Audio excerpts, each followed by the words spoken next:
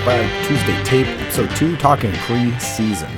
I think your three main stories from the preseason would be Will Campbell, Efton Chism, and zone blocking. But we're going to start with Will because pass blocking last year was, bar none, the worst aspect of the team. Will Campbell delivered in pass protection. It's against a preseason schedule, but he did what you'd expect him and what you'd want to see him do, which is stone the competition, allowing zero pressures, getting the highest grade for blockers and PFF. And there were a couple of plays in there where Drake May was scrambling and he was, holding true and getting him the time. Forget about this sort of run blocking where he's just been a mauler through the entire preseason. But we're going to look at a couple of these reps that led to these incredibly high PFF scores to see how Will is holding up and the sort of plus attributes that he is demonstrating so far. Yeah, and the first is going to be on the standard gap protection. This is on the long go flag to Mac Hollins.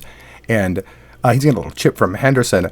And watch him hold for 5 seconds. I mean, there's a delay blitz that comes in here and really ruins the play, but he probably could have kept this block going.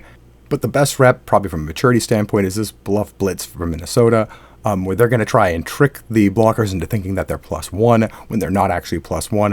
And this is going to give the defensive end an advantage because he's set up inside, and you can see the end sort of slap his first strike away.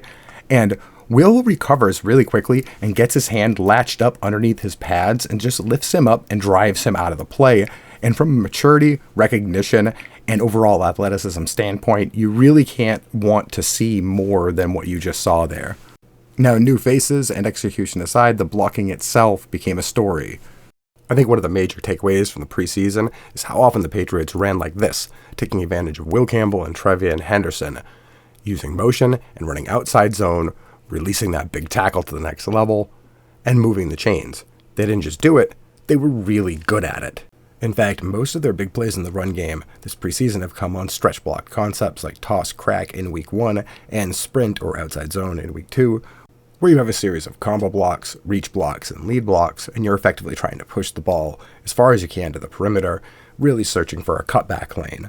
In this particular version of outside zone, Sprint 39, it's going to be boss block, so Jack Westover is making his way towards the safety, getting some room for Antonio Gibson, and you really see how having East and West run against split safeties with a fullback undeclared, you can go to the field or to the boundary, and it makes the defense spread thin. And having a stable of fast and decisive backs certainly incentivizes calling outside zone because these are one cut and run plays. The running back is initially going to aim for outside the tight end, but he's almost always going to end up having to cut it back inside because defenses are going to want to force him there and they're not going to want to give up the edge. But putting roster and game plan reasons to run outside zone aside, the major case for it is that it's very effective. The Rams, the Lions, the 49ers, a whole host of the best play action by EPA per play offenses, and basically your playoff teams, all major in running the ball outside, because forcing the defense to account for the perimeter as well as the middle of the field just taxes them and puts their linebackers in motion in ways that they don't want them to be. And of course, this offseason, the Patriots added a number of high-level athletes who can make this kind of material sing, Treveyon Henderson and Will Campbell being 1 and 2. And here we are on the goal line with them running Sprint 39 boss again. The fullback is initially working up to the safety, but he's going to end up helping out on the Sam, and Henderson's going to take that outside track on the play side, tight ends, outside leg, cut it back inside, and Will Campbell is just going to make the outside zone whole, allowing Treveyon Henderson to squeeze through, showing his vision, his burst, really just an excellent play. Now this time they're closer to the end zone and they're against an even front. So you're going to see the fullback and the tight end have trouble working their way up to the safety.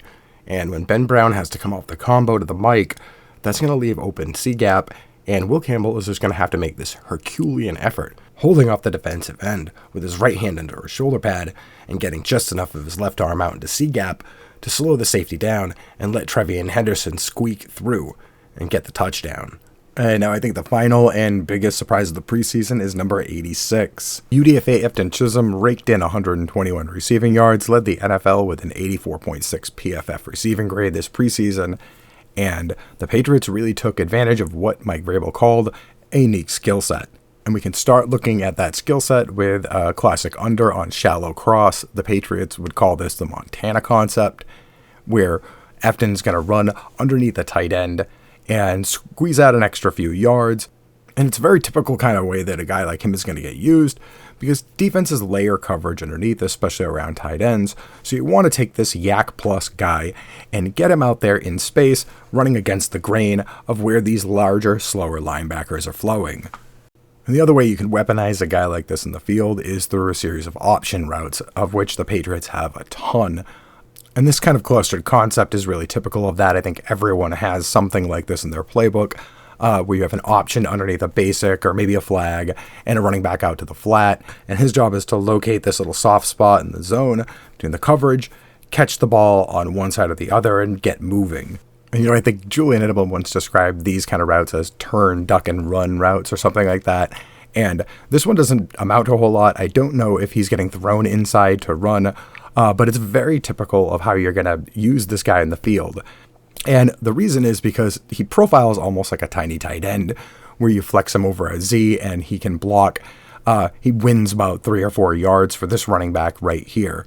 And if you can do all those things, you're going to eat in this offense, because there's a place for shifty, sure-handed, and physical receivers as horizontal weapons. A skill set that's put to the test immediately on a low cross like this, where he's going to be able to use his physicality to sort of defeat this safety, get himself up to the second level, and then work himself in behind the coverage and find that sort of soft spot and get a few extra yards.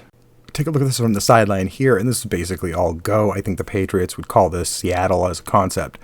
And he's really running a crosser targeting the third and the fourth quarter. It's kind of a tight end route that requires him to run through the second level of the defense, sort of bang around, rapidly ID the coverage. This is going to be man pickup, and flatten the route out to defeat that coverage. And on these sort of crossing patterns, there are a lot of opportunities in this offense. And the other place would be on the option routes that we talked about.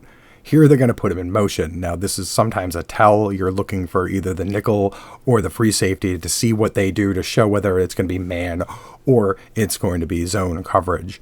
And this one is going to be a little bit of both, because the nickel safety that follows him over, not the boundary corner, is actually covering the number 2. Favorable look for this play. The concept's called jerk, and the Patriots have run it a whole lot over the years. You're going to have to run this option route up underneath the tight end, like literally into the vacancy. And you're going to see that all this motion is going to cause a little bit of confusion for the field corner, who's actually going to be late and overbit on the route. And then the rest is just him in space, willing first down. And you can just get a really awesome look at that mechanic from the end zone angle, where he's directly following the path of the tight end and has freed up leverage on the left-hand side. And if the ball is delivered on point and on time, a guy with his IQ and his yards after the catch ability is going to be able to find and make it to the first down marker.